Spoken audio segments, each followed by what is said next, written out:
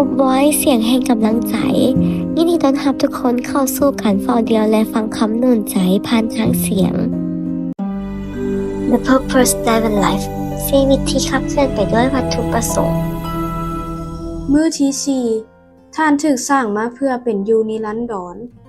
พระองค์บรรจุความนิรันดรไว้ในจิตใจของมนุษย์ ปัญญาจารย์บทที่ 3 ข้อที่ 11 แน่นอนพระเจ้าคงบ่สร้างมนุษย์ให้มีชีวิตอยู่เพียงวันเดียวบ่มนุษย์ถูกสร้างมาเพื่อนิรันดรอับราฮัม ลินคอล์นชีวิตที่อยู่เทิงโลกนี้ยังบ่หมดแต่เท่านี้การใช้ชีวิตในโลกนี้เป็นเพียงการซ่อมใหญ่ก่อนเวลาจะมาถึงแท้ๆคือนิรันดรมันเป็นอีกหนึ่งด้านของชีวิตหลังความตายในที่นั้นท่านจะใช้เวลายาวนานกว่าโลกนี้อีกหลายเท่าคือตลอดไปเป็นนิจโลกนี้เป็นเหมือนกับโรงมโหรสพขนาดใหญ่เป็นบ่อนเริ่มต้นฝึกฝนเป็นสถานที่สำหรับทดสอบชีวิตของท่านก่อนเข้าสู่นิรันดร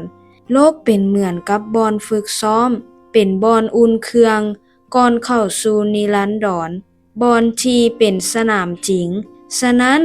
ชีวิตในโลกนี้จึงเป็นเพียงการเตรียมสำหรับชีวิตนิรันดรที่พร้อมจะมีมาท่านสามารถมีชีวิตอยู่ในโลกนี้ได้สูงสุดเพียงแต่100 ปีแต่ในนิรันดรท่านจะใช้ชีวิตอยู่ที่นั้นตลอดไป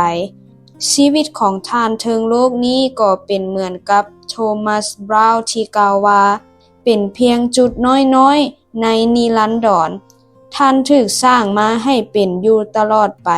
พระคัมภีร์กล่าวว่าพระองค์บรรจุความนิรันดรไว้ในจิตใจของมนุษย์ท่านมีใจอยากแสวงหาความเป็นนิรันดรมาตั้งแต่เกิดแล้วเพราะว่าพระเจ้าทรงออกแบบท่านตามพระลักษณะของพระองค์ให้มีชีวิตอยู่ตลอดไปเป็นนิจถึงแม้นเฮาฮู้ว่าในที่สุดทุกคนก็ต้องตาย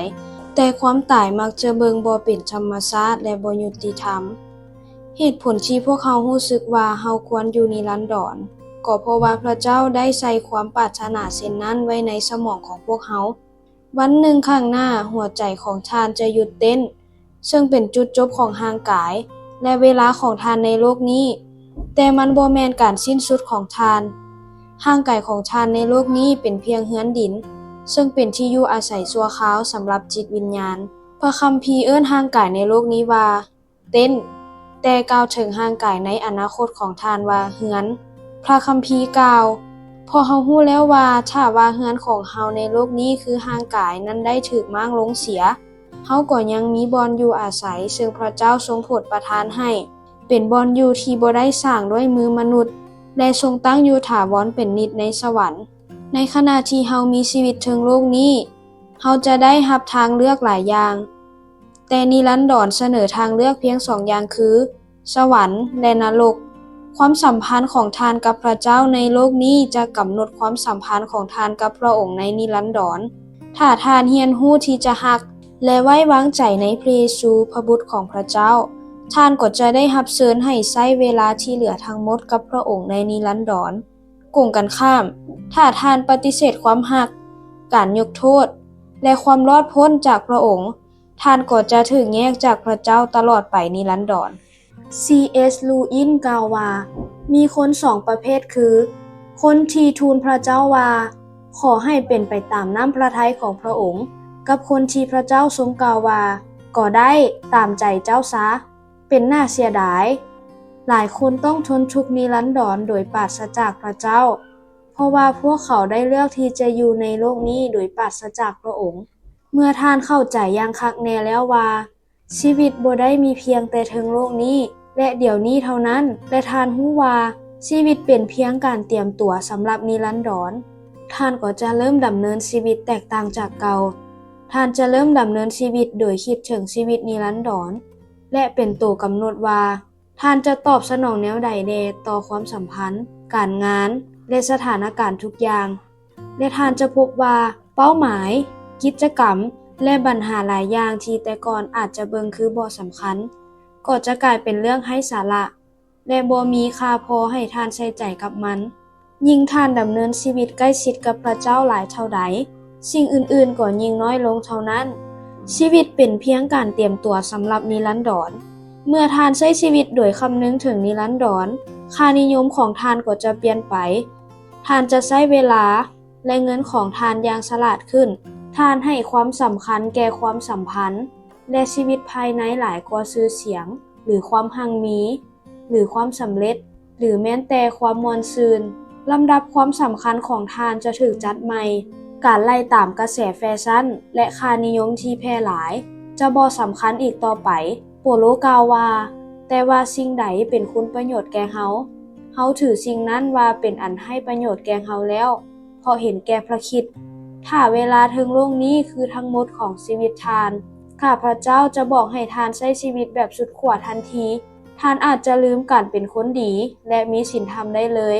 และท่านบ่ต้องห่วงถึงผลที่จะตามมาจากการกระทำของท่านท่านสามารถเฮ็ดตามใจตนเองได้แบบบ่สนผู้อื่นเพราะว่าการกระทำของท่านจะบ่ส่งผลสะท้อนระยะยาวแต่ถ้าความตายบ่แม่นจุดจบของท่านจำเป็นต้องคิดใหม่แต่อันนี้จะบ่เฮ็ดให้ทุกอย่างเปลี่ยนไปความตายบ่แม่นจุดสิ้นสุดแต่เป็นการเปลี่ยนแปลงทางเข้าสู่นิรันดรฉะนั้นทุกอย่างที่ท่านเฮ็ดถึงโลกนี้จึงมีผลนิรันดรการกระทำทุกอย่างในชีวิตนี้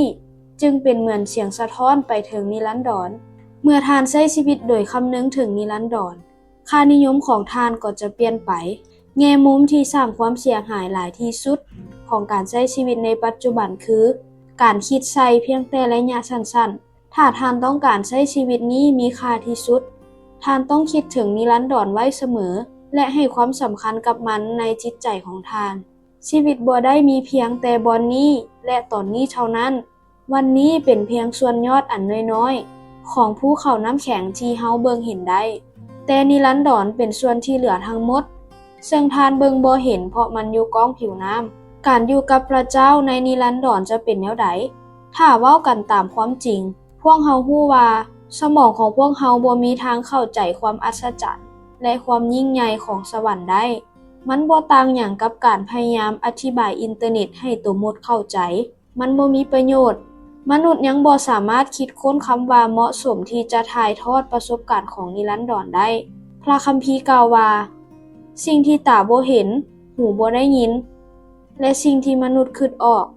คือสิ่งที่พระเจ้าได้ทรงจัดแจงไว้สำหรับคนที่รักพระองค์อย่างใดก็ตามพระเจ้าได้ประทานภาพมัวๆของนิรันดรแก่เฮาในพระวจนะของพระองค์เฮาฮู้ว่าตอนนี้พระเจ้ากำลังเตรียมบ้านถาวรแก่เฮาและในสวรรค์เฮาจะพบกับคนที่เฮาฮักอีกครั้งซึ่งเชื่อในพระเยซูคือกันเฮาจะพ้นจากความเจ็บปวดและความทุกข์ทุกอย่างรับรางวัลสำหรับความสัตย์ซื่อของเฮาในโลกและได้รับมอบหมายให้เฮ็ดเวียกที่จะเฮ็ดให้เฮาชื่นชมยินดีพวกเฮาจะบ่นอนเทิงก้อนเมฆดีดพินโดยบ่มีวงเวียนอ้อมหัวแต่พวกเฮาจะได้สามัคคีธรรมกับพระเจ้าแบบบ่ขาดและพระองค์จะทรงสถิตอยู่นำเฮาอย่างมีความสุขแบบบ่มีข้อจำกัดอีกต่อไปมีวันหนึ่งพระเยซูทรงกล่าวว่าพวกท่านที่ได้รับพระพรจากพระบิดาของเฮาเอ้ยจงมารับเอาราชอาณาจักรซึ่งได้ทรงจัดเตรียมไว้สำหรับท่านตั้งแต่ต้นเดิมโลกC.S. Lewis ได้สรุปความหมายของนิรันดรไว้ในหน้าสุดท้ายของวรรณกรรมเยาวชนสุดนาเนียซึ่งมีทั้งหมด7เล่มว่าสำหรับพวกเฮานี่คือจุดจบของเรื่องราวทั้งหมดแต่สำหรับพวกเขามันเป็นเพียงจุดเริ่มต้นของเรื่องจริงหมดทั้งชีวิตของพวกเฮาถึงโลกนี้เป็นเหมือนกับเนื้อหาสั้นๆที่อยู่ถึงปกหน้าและปกห้องของหนังสือบัดนี้พวกเขาได้เริ่มต้นบทที่1ของเรื่องราวอันยิ่งใหญ่ซึ่งบ่มีไผในโลกเคยอ่านซึ่งจะดำเนินตลอดไปและทุกบทจะดีกว่าบทที่ผ่านมาพระเจ้าทรงมีพระประสงค์สำหรับชีวิตของท่านในโลกนี้แต่มันบ่ได้จบลงบ่อนนี้แผนการของพระองค์มีหลายกว่าจำนวนปีที่ท่านจะใช้ถึงโลกนี้มันมีความหมายหลายกว่าโอกาสครั้งเดียวในชีวิตพระเจ้าได้เสนอโอกาสที่ไกลเกินกว่าชีวิตนี้จะให้แก่ท่านได้พระคัมภีร์กล่าวว่าแต่ส่วนแผนการของพระองค์นั้นมั่นคงตลอดไปและความปรารถนาดีของพระองค์ทรงเป็นอยู่ชั่วนิรันดรเวลาเดียวที่คนส่วนใหญ่จะคิดถึงนิรันดรคืองานศพซึ่งมักจะเป็นความคิดที่บ่ลึกซึ้ง คอยตามอารมณ์และก่อให้เกิดความบ่รู้ท่านอาจคิดว่าการคิดถึงความตายแม่นเรื่องที่เป็นตาน่าย้านแต่ที่จริงแล้วการดำเนินชีวิตโดยบ่คิดถึงความตายเลยแม่นบ่ดีปานใดและการบ่ยอมพิจารณาถึงสิ่งที่ท่านบ่สามารถหลีกเลี่ยงได้ก็บ่ค่อยดีคือกันคนโง่เท่านั้นที่จะใช้ชีวิตโดยบ่ได้เตรียมตัวรับมือสิ่งที่เรารู้ว่าจะต้องเกิดขึ้นท่านต้องคิดถึงนิรันดรหลายขึ้นบ่แม่นน้อยลง9 เดือนที่ท่านอยู่ในท้องแม่บ่แม่นจุดจบในตัวมันเองแต่เป็นการเตรียมตัวเพื่อชีวิตใหม่ชีวิตในโลกนี้ก็เป็นการเตรียมตัวสำหรับนิรันดรฉะนั้นถ้าท่านมีความสัมพันธ์กับพระเจ้าโดยทางพระเยซูท่านก็บ่จำเป็นต้องย้านความตายเพราะนั้นคือประตูสู่นิรันดรความตายอาจเป็นชั่วโมงสุดท้ายของท่านในโลกนี้แต่บ่แม่นชั่วโมงสุดท้ายหรือจุดจบของชีวิตท่านหากเป็นวันเกิดของท่านเข้าสู่นิรันดรพระคัมภีร์กล่าวว่าเพราะว่าที่นี้พวกเขาบ่มีนครอันถาวรแต่พวกเขาแสวงหานครที่จะมีมาในภายหน้านั้นเมื่อเทียบกับนิรันดรการเวลาถึงโลกนี้ก็บ่ต่างหยังกันกับการกระพริบตาแต่ผลของมันจะคงอยู่ตลอดไปการกระทำในโลกนี้มีปลายทางที่นิรันดรฉะนั้นพวกเขาจึงมีใจกล้าอยู่เสมอด้วยรู้ว่าขณะเมื่อเฮาอยู่ในเฮือนหรือห่างกายนี้เฮาก็อยู่ห่างจากเฮือนซึ่งอยู่ในองค์พระผู้เป็นเจ้าหลายปีก่อนคำขวัญหนึ่งซึ่งเป็นที่นิยมหลายได้ให้กำลังใจทุกคนในการดำเนินชีวิตเหมือนกับวันทำอิฐของเวลาที่เหลืออยู่ของเฮาที่จริงแล้วจะฉลาดกว่าถ้าท่านใช้ชีวิตแต่ละวันเหมือนกับมันเป็นวันสุดท้ายของชีวิตแมทธิว เฮนรีกล่าวว่าการเตรียมตัวสำหรับวันสุดท้ายควรเป็นสิ่งที่เฮาเฮ็ดทุกวันมื้อที่4การคิดถึงวัตถุประสงค์ของข้อยประเด็นสำหรับไต่ตองชีวิตบ่ได้เริ่มต้นและจบลงเพียงแต่ในโลกนี้เท่านั้น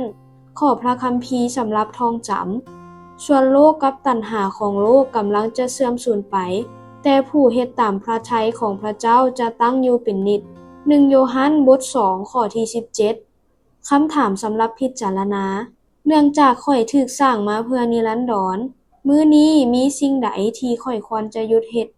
และสิ่งใดที่ข้อยควรจะเริ่มลงมือเฮ็ด